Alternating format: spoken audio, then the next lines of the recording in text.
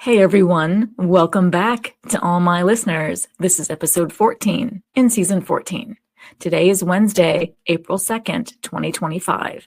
My name is Sonal Patel, and this is the Paint the Medical Picture podcast series.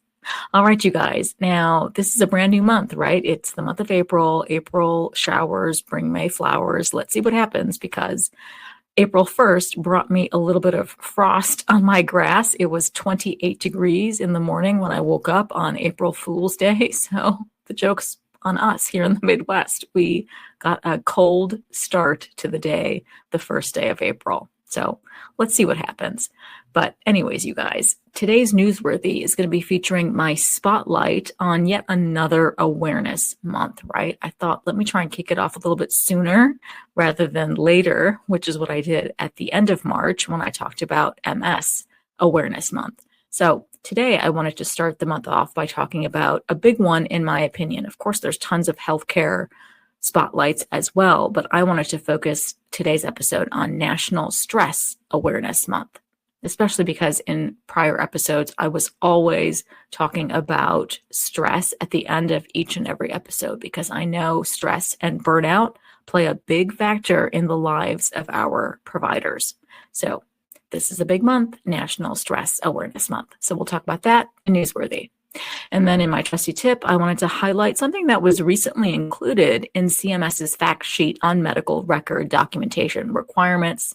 And you know, if you've been my loyal listener over the years, I have been talking about documentation and requirements for a number of years since I started the podcast. So to me, it's very important, but this update has been recent and relatively new, although it's not new. CMS is just saying things in a different way and including the new text right up front. So we'll get into that when I feature Trusty Tip. And of course, I'm going to go ahead and close out today's episode with yet another remarkable quote on change by Stephen Hawking. All right, you guys, let's get into it. So in today's Newsworthy, I wanted to focus on April's National Stress Awareness Month. Now, this is not meant to be political in any way, shape, or form, but as they always do, the NIH, that's our National Institutes of Health, they've posted on their website about this very important awareness month. They focus 2025 on job stress and incivility. They say, quote, April marks National Stress Awareness Month, and this year it coincides with a very challenging time in our country. Stress can affect your body, thoughts, feelings, and behavior. Being able to recognize common symptoms of stress can help you manage them. Stress that's left unchecked can contribute to many health problems, such as high blood pressure, heart disease, obesity, and diabetes. Incivility and conflict in the workplace can also lead to increased stress levels. As stress levels among staff increase, productivity suffers. When staff are stressed, their ability to objectively deal with emotionally charged situations decreases, and all of this can fuel existing conflict and lead to even more stress. A kind and inclusive workplace that fosters civility can mitigate adverse outcomes for staff and improve overall organizational effectiveness. End quote. Now, the American Institute of Stress has also put out great information for April's Stress Awareness Month on their website. And they say, stress is the body's nonspecific response to any demand, pleasant or unpleasant.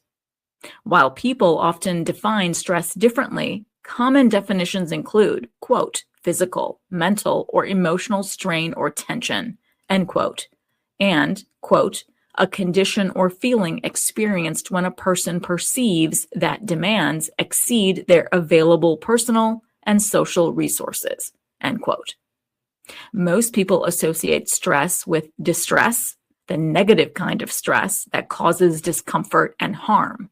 However, there is also a positive kind of stress called eustress, which helps improve performance. For example, the stress of preparing for a job interview can motivate focus and effort, while being absolutely overwhelmed at work can lead to decreased productivity. Stress is not just an emotional experience. It involves biological, psychological, and social components. as explained by the biopsychosocial model.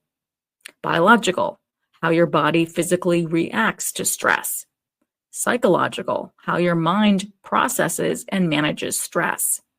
And finally, social, how your relationships and environment influence your stress response. Now, the negative response from distress can be understood in 3 phases. The first is the alarm reaction. This is the initial shock caused by a stressor. Second, resistance, efforts to cope with or adapt to a stressor. And finally, the third negative phase is exhaustion, feeling overwhelmed or burnt out due to prolonged stress. Now, understanding how stress affects you and the differences between eustress and distress can help you turn stress into a tool for growth while minimizing its negative impact. This awareness empowers you to respond to challenges more effectively and improve both your well-being and overall performance. So remember, there are 4 types of stress to be aware of. Eustress is the first, and that includes good stress in life, such as getting married, having a baby, winning money, getting promoted, making new friends, graduating. All of these things have positive connotations. The second type of stress is distress. This includes bad stress in life, such as experiencing a divorce, punishment, injury, negative feelings, financial problems, or work difficulties. These all have negative connotations.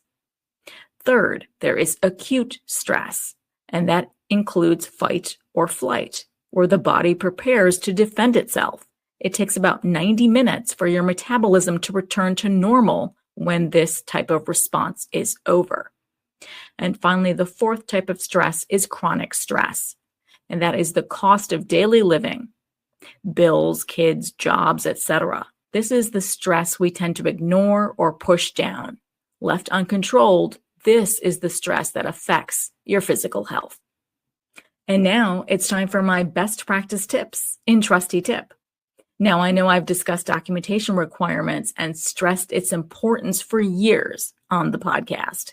I know I went back to basics for a series or 2 on documentation requirements as well. But there has been a recent update made by CMS for more oomph. That's what I like to call it. So there is this MLN fact sheet called Complying with Medical Record Documentation that was updated for substantive changes in red text that states the title of a new section completely. And that new section is called, quote, Documentation Guidelines for Medical Services, end quote. And it goes on to say, quote, we can deny payment for services with incomplete or illegible records. For a claim to be valid, the provider's or hospital's records must have sufficient documentation to verify the services performed, were compliant with all CMS policies, and required the level of care billed. If there's no documentation or insufficient documentation, then there's no justification for the services or level of care billed. Also, if providers don't include sufficient documentation on claims we've already paid, we may consider the payment an overpayment, which we can partially or fully recover, end quote. Now, in my opinion, I've been stressing this on the podcast from the start. Provider education and proactive auditing and compliance functions should be integral to practices, entities, and organizations who want to operate with integrity. Now, this is really CMS's way of saying loud and clear that documentation plays the leading role in whether or not services can be, will be, or should be appropriately reimbursed. And finally, I focus Season 14 Spark on change. I want this 14th season Spark to be filled with our world's thought leaders, writers, artists, philosophers, everyone who inspires us with their insights and their wisdom on change. So in this week's inspiring quote in Spark is from Stephen Hawking. Intelligence is the ability to adapt to change. That's absolutely spot on, right? This quote reminds us that if we continually do the same things again and again, we get nothing that we want. we cannot meet our expectations. But if we use our smarts to pivot, to adapt, to change, we can get everything. I'm happy Stephen Hawking's spark burns brightly and still inspires so many. All right, you guys, that wraps up today's episode. I know this was a short and sweet one to start off the month of April. So I hope we all remember to focus on our stress levels so we don't burn out. All right, you guys, thanks so much for listening on today's episode. And I hope every week with me brings you closer to helping your providers paint a masterpiece. See you next Wednesday.